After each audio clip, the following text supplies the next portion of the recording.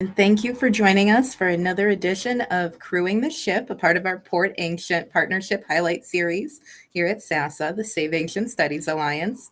With me today is Zylla Black, the creator and host of Zylla's Athenaeum. My name is Cassandra. I'll be your SASA host for this. As usual, just a bit of housekeeping to get us started. A little bit about what SASA is. We're the Save Ancient Studies Alliance. Our mission is to reverse the current downward trend in the study of the ancient world by engaging the public and bringing together students and scholars to share their passion for the study of the ancient world in order to inspire a vast new generation of students. You can find us on all of the major social media platforms just by searching Save Ancient Studies. Our live event protocol, we do ask that you please be kind and respectful, listen and ask thoughtful questions throughout the event. Feel free to put them in the chat and we'll read them out as they come in, typically towards the end of the stream. Please be patient with technology and those administering it. Our live events are all live streamed on Twitch, YouTube, Facebook.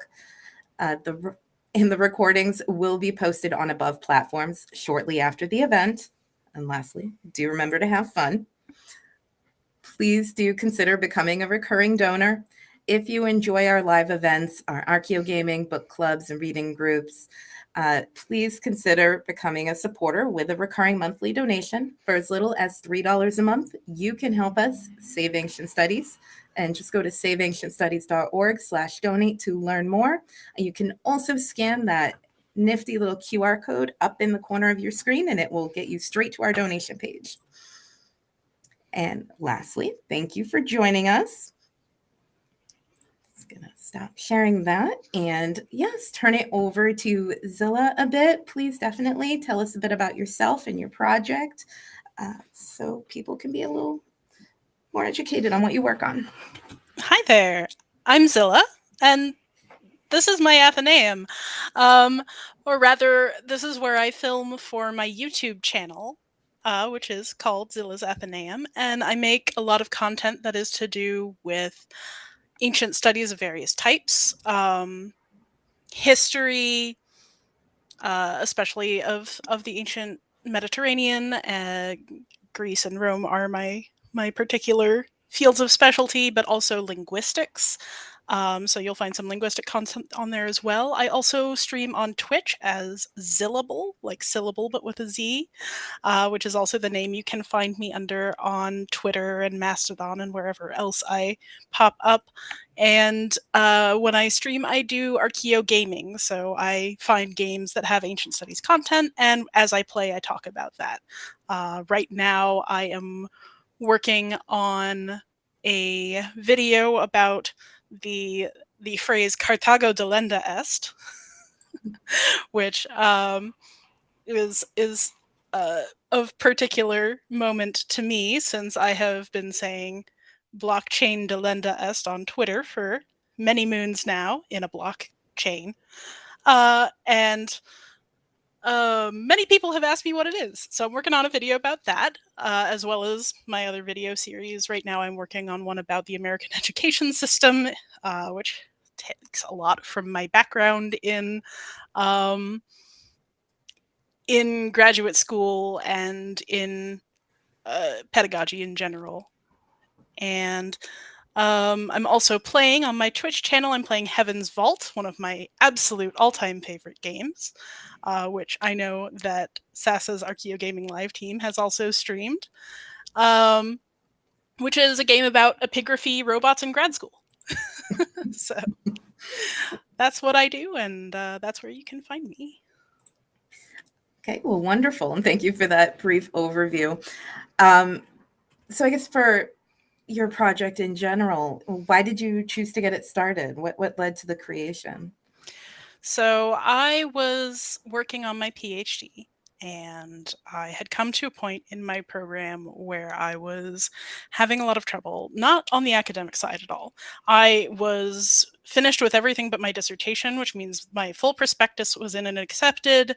I had done almost all of the research that I needed to do. I just needed to write the darn thing, and I had a year to do so.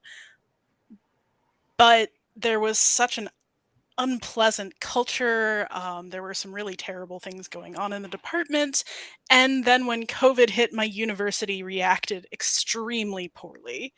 And, they'd been denying the grad students a union for years at that point. So we sort of made a mock union to try and push better conditions. And when that didn't work, I just said, you know what?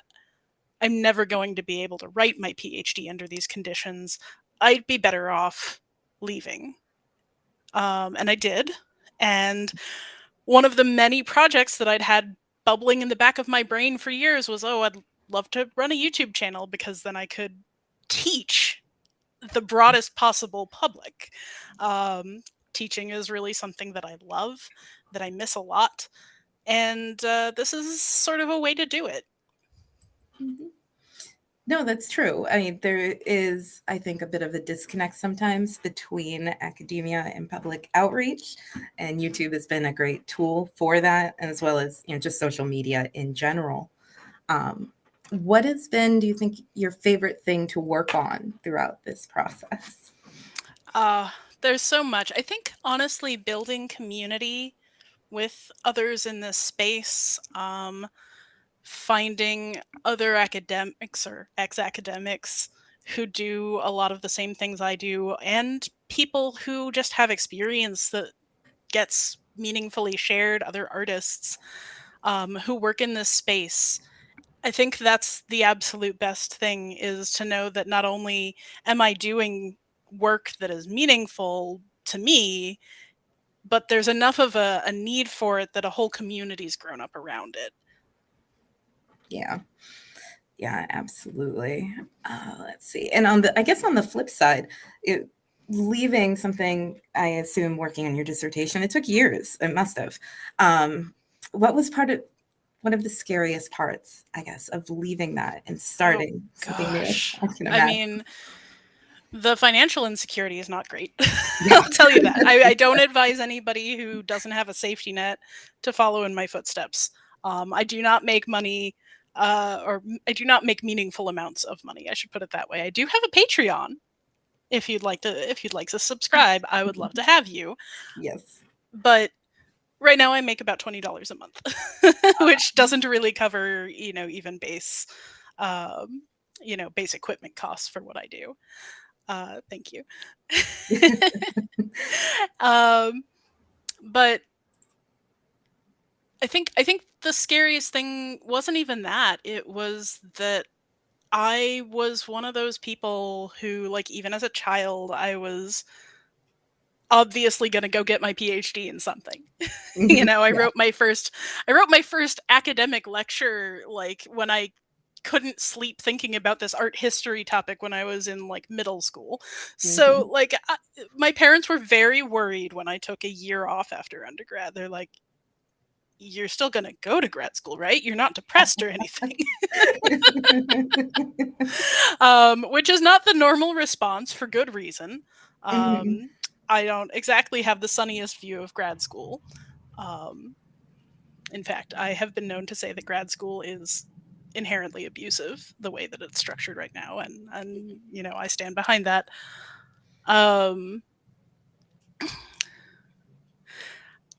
Giving up my lifelong dream of being a university professor, that was the hardest thing to do. Yeah. I can write my research from anywhere. Mhm. I have friends in the academy who can get me access to the paywalled nonsense if I need more research, if I need new articles. But and I have a great community through had classics Twitter is, as all of Twitter, dying. Mhm. But I have a great network of friends that I built through classics Twitter and through SASA. And I'll be okay in all of those, but without a PhD, I can't get a job teaching at the university level. Yeah. Not in any major institution. Yeah. Depending on where it is, I might be able to teach community college, which maybe someday I will do. But the environment that I had always sort of dreamed about that's now out of my reach. Mhm. Because if I went back to try and finish my PhD, I would basically have to start over. Yeah, and that's got to be just, I don't know. I can only imagine it would be a non-starter for me.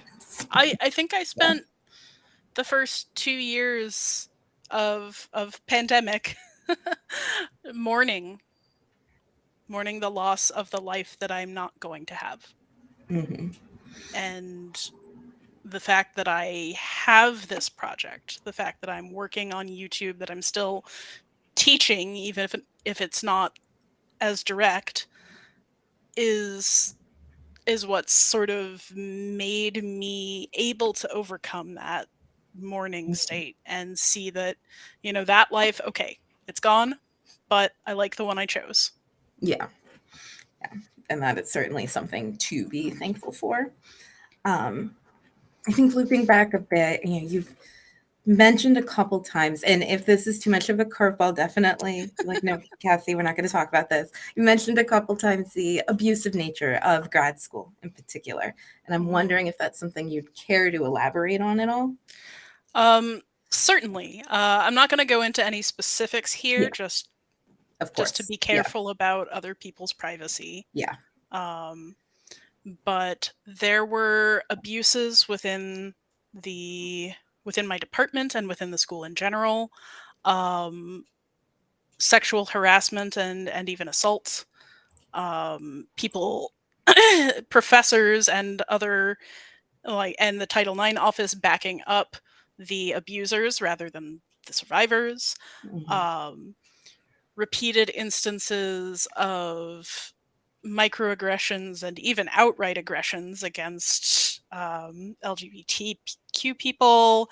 About um, there was a lot of sexism, there was a lot of ableism, and like I would get asked about my chronic illnesses. Mm. Like, isn't that fixed? Did Yeah, you see a doctor about that? yeah. Like, that's not how things work. That's not how chronic works. Yeah. Um, and overall, it was just a very unhealthy environment to live and work in. Grad school isn't always that bad. Mhm. Like, certainly not every department is full of, sexual abuse. Yeah. The kind that made me flip tables. Um, but you know, I do think that almost every graduate program I've ever heard about involves underpaying people, financial abuse, pushing them to their limits and often beyond. I know about a lot of grad students who go into debt every summer to try and pay it off when their new stipend comes through because they only get paid 9 months of the year. And that stipend isn't enough to live on as it is in a lot of places. Um, and the pressure, just how much you're expected to do and how much you're expected to be able to handle all at once, and the fact that institutions generally treat grad students as students when being treated as a worker would benefit them, and as workers when being treated as a student would benefit them. So Mhm. like, you're an employee, you're a worker, you don't get, cafeteria privileges or anything like that. You don't get residential access like that. You have to pay for those. Those are your own deal. You're an adult.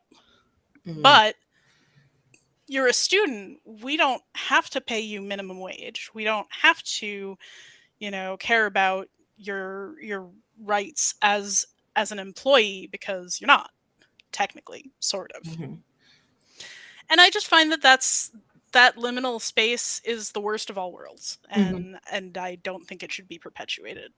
No, certainly, for sure. And I think all of us who are involved in academics to some degree have seen grad students, and in particular teaching assistants, kind of struggle with that reality.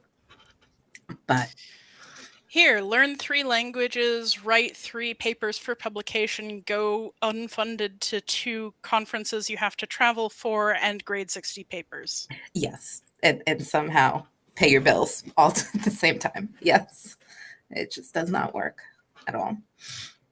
But I guess I'll pivot now to something maybe a little more happier. uh, as you know, you've highlighted, this isn't necessarily been easy, and it's not something that financially gets you a lot of gain.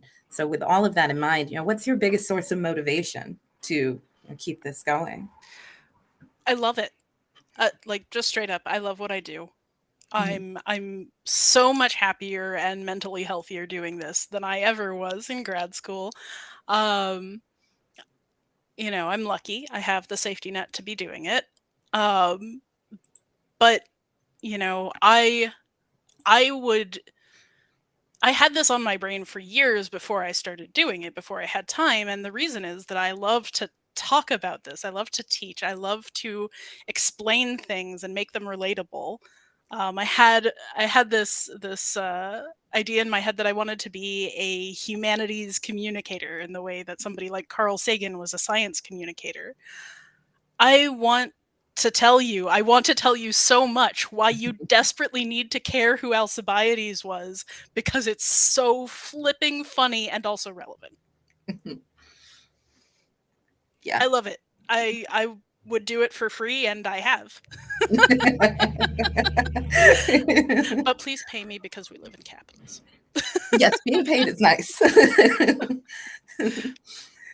So yeah, I guess with that in mind, can you discuss maybe some of the things that you like to research, and just share that a bit with the audience? Absolutely. So I've mentioned that I am into historical linguistics. I very much love doing work around that. Right now, I'm taking a course on my own time in classical Arabic. But my specialty is in Proto-Indo-European, especially in Greek outcomes. And I'm also interested in the relationship to sort of the Vedic and Sanskrit direction. My dissertation was going to be on Sappho and the language and mythology of Sappho, and how it brings in these sources that are sort of unexpected for a Greek woman to be writing about. How she has these influences from Semitic sources, which makes total sense because she lived on Lesbos, which is right off the coast of modern day Turkey, where you have the Phoenicians and all of that. And so I'm really interested in, sometimes I call it ancient international relations. I've heard comparative studies, comparative history, comparative linguistics. That stuff just catches me and holds me. I love Sappho. Sappho's poetry is the most beautiful literature ever written. And I get a real kick out of that. Since I'm plugging my work here, hey, I've got a whole a set of 3 live streams where I'm playing a visual novel based on Sappho. Oh, perfect. It's called Melos. It was just a game jam game, but it was a lot of fun. And the first stream is just an hour of me talking about this poem. Because I can't stop. I love it. I love it to bits. So I love to research any little like linguistic tidbits that I find, anything that shows me the links between places and peoples in the ancient world. That's really my love, and my research tends to go down that road. I also have a fondness for Greek and Roman drama. I've done a lot of work on Seneca, in particular, Seneca's tragedies, which are the only Roman tragedies we have the entire plays of. So, I'm more inclined towards tragedy than comedy. But you can also hear me talking on Liv Albert's podcast. Let's talk about myths, baby. I talked to her about the Thesmophoria Zeusai, which is an Aristophanes comedy. Oh, wonderful. Yes, I love her, and people interested in Miss Baby, we interviewed her for one of our book clubs recently. Definitely check it out. But Yes, and as you mentioned, you've had this formal training. How does that affect you, do you think, when you're reaching out to a more popular audience? It's definitely a learning curve. Like I've managed in the past to calibrate for undergrads who may or may not know anything about who Sappho was. Yeah. But sometimes, I come across problems where I'm like, oh wait, this there's a good chance that a chunk of my audience doesn't actually know the story of the Iliad, right? They've Yeah. heard of it, Yeah. but they might or might not even remember the movie Troy, which I have never seen. Although I've heard that watching my face is a big draw for my friends and family to try and get me to watch it. Yeah. It's a film. It's good in its own way. Don't expect historical accuracy in any way, shape, or form. But if you suspend that, I recommend it. um, but yeah, it's a challenge of what I would call register. You know, like you have to consider who you're speaking to. And Mhm. I'm not speaking to dedicated college students anymore. I'm speaking to a broad general audience. And that's why my video about Sparta is, subtitled My Top 5 Least Favorite Myths About Sparta. Like to sort of like go, okay, like I'm going to talk to you about something you've heard about and I'm going to really dig in and explain it. Mhm. And that affects how I research too, because I'm not looking for scholarly sources, because almost no one is going to watch one of my videos and then go, ah, yes, I'm going to interlibrary loan this from Harvard. That's not going to happen. What's going to happen is they want a link to click that will lead them to a scholarly but public facing article. And so Mhm. that's the sort of sourcing that I need to do. And that gets me to read so many more interesting things, because it's a whole new avenue for me. Mhm. No, absolutely. And just so everyone watching knows, I put up, I'm sure you've seen another QR code, my new favorite tool, where you can just scan that and it'll take you directly to Zilla's YouTube page. So you can follow her on there, check out those videos. And yeah.